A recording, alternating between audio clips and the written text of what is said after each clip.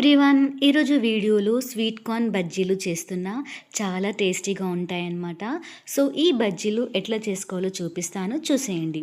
First మనం sweet corn తీసుకోవాలి. ఈ స్వీట్ కార్న్ కొంచెం లేతగా ఉన్నవైతే చాలా బాగా వస్తాయి అన్నమాట, టేస్టీగా ఉంటాయి.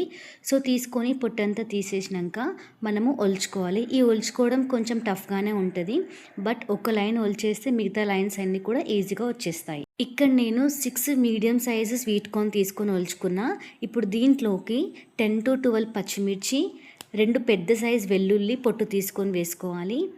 అండ్ 2 స్పూన్స్ సాల్ట్, వీలైతే కొంచెం జీలకర్ర, కొత్తిమీర కూడా యాడ్ చేసుకోవచ్చు. బట్ నేను అవేవి యాడ్ చేయకుండా పేస్ట్ చేసుకుంటున్నా.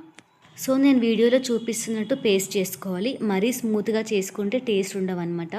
సో ఇట్లా చేసేసుకొని పక్కన పెట్టేసుకోవాలి. తరువాత స్టవ్ ఆన్ చేసుకొని కడాయి పెట్టి కడాయిలో ఆయిల్ వేసి ఆయిల్ హీట్ అయిపోయాక నేను వీడియోలో చూపిస్తున్నట్టు చిన్న చిన్న ముద్దలుగా వేసేసుకొని మంచిగా ఫ్రై చేసేసుకోవాలి.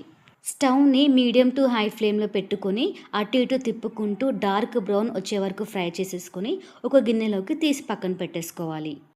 యాక్చువల్గా ఇవి గారెల్లాగా కూడా ప్రెస్ చేసుకోవచ్చు, బట్ మేము చాలా లేతవి తీసుకున్నాం కాబట్టి అసలు ప్రెస్ చేస్తే ఉండట్లేవు. సో డైరెక్ట్గా బజ్జీలాగానే వేసేసుకుంటున్నాము. ఫైనల్గా స్వీట్ కార్న్ బజ్జీలు అయితే రెడీ అయిపోయినాయి. చాలా టేస్టీగా క్రిస్పీగా ఉంటాయన్నమాట. మీ ఇంట్లో కూడా ఈ రెసిపీ ట్రై చేసి ఎలా వచ్చిందో నాకు కమెంట్ చేయండి. Thank you so much for watching my video.